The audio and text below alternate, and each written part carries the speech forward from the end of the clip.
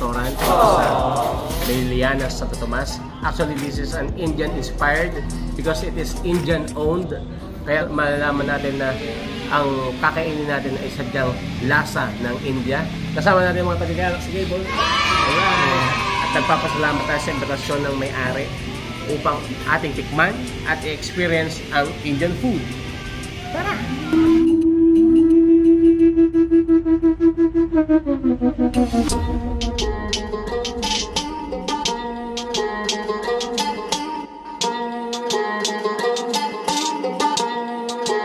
Okay, ma'am, anong tawag dito sa unang...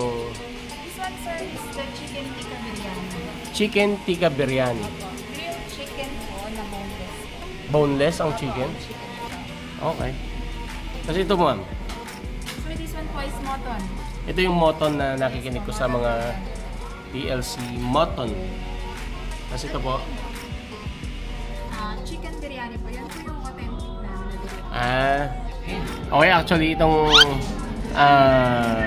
Zyka ay na-experience natin nung isang araw. At kagaya nga ng nabanggit ko kanina ay tayo po ay naimbitahan for us to feature their menu para kung ano man ay malaman ng mga taga Santo Tomas o kung sino mang makakapanood ng vlog na ito. Ano po? Nandito kayo sa Super Talipap Vlog. Maya-maya kami kakain na. Come on, let's eat. Ay sir, may inihayin kayong ano yan, smoothie? Mango latte. Mango lassi.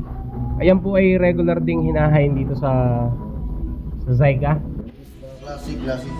Lassi. Classic lassi. Ayan sir. Rose lassi, sir. Rose lassi. Hindi. Bagay pala yan sa mga maglalasi. Ma'am, ito is naan ang tawag, naan. Ang tawag sa kanila. Bakit naan? Ano ang naan? Open bake po na bread. Op. With different flavors lang. Apo, ito po ay ano? This one po is butter. Butter. Garlic. Ay, yung isa. Cheese. Okay. Cheese naan. Ang ibig sabihin lang ay open bake na bread. Okay. Masarap. Okay. Ito yung mga nakikita natin sa kadalasang Chicken malayti. kung familiar tayo sa mga TLC sa napapanood natin sa cable, yung The Lifestyle Channel, Lifestyle tsaka sa National Geographic.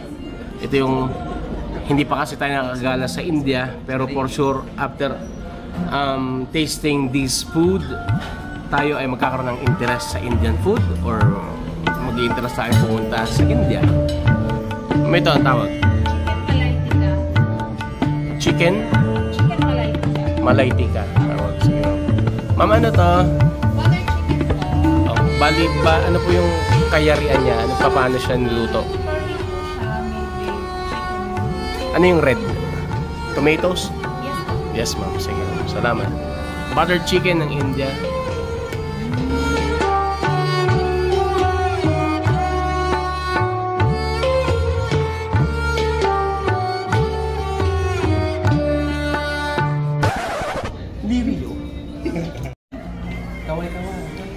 Nung isang araw pa kinuha ano ganitong mga kaldong ito.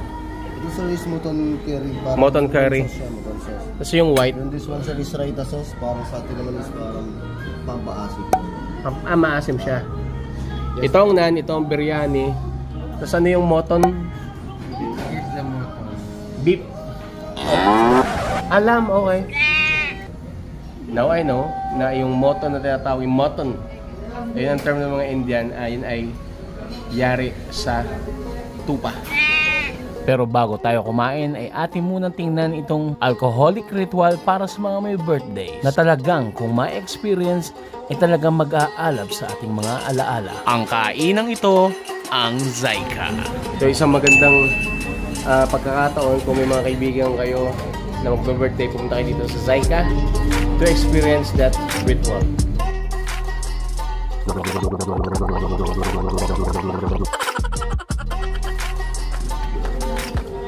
Kami nakain na. Ito yung chicken malayti ka. Siyempre with Some spices and yung parang coleslaw. with lemon. Oh, pan lang yan. Palamuti lang, garnish lang Palamuti. yung lemon. Ito yung chicken biryani nga. And the naan. Subukan natin tong naan muna.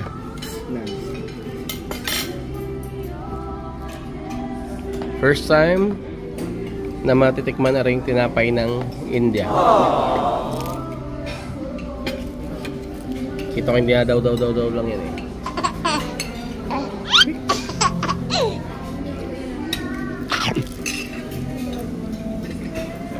Siya ganun ba? Nakain ka.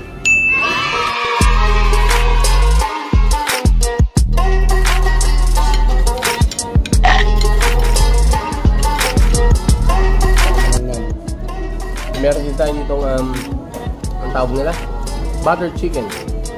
Siguro na pwede rin ipalaman sa ating mga naan.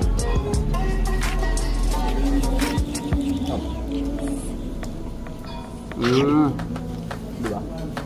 Solid.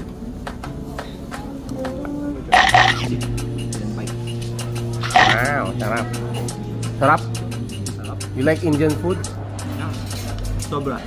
Itong butter chicken ay lasang kaldereta, parang kalderetang manok. Pero syempre, alamin natin na yung history niya ay ganun yung style ng pagluluto ng manok sa India, na instead of siguro aside from kanin, yung kanilang pastry nito na tinatawag na naan. Kaya kung ang hanap mo ay Indian food o yung authentic Indian food, Ito na si Saika. ikaw rin may nandito sa Santo Tomas, pasal ka dito sa may Lianas, sa harap ng Mount Makiling. Napakagandang view. Pasal ka dito sa Saika to experience authentic Indian food. Ang sarap. Okay, atin yung titikman itong biryani wherein instead of chicken ang nakalagay ay itong lamb o tupa. May garnish to na sibuyas. Meron meron din pipino. Ito nga pala yung biryani na may lamb, na ang local term is mutton. Mutton biryani.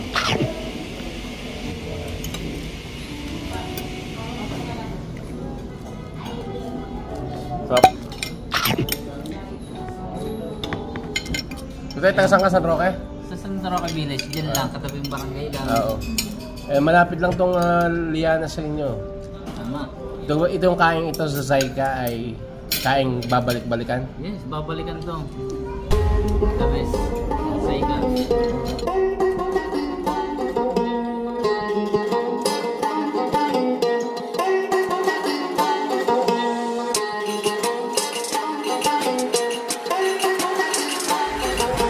Okay, last ako naman ang ating mga kasama at ang inyong lingkod ay masasabi natin nabusog at nag-enjoy dito sa Saika.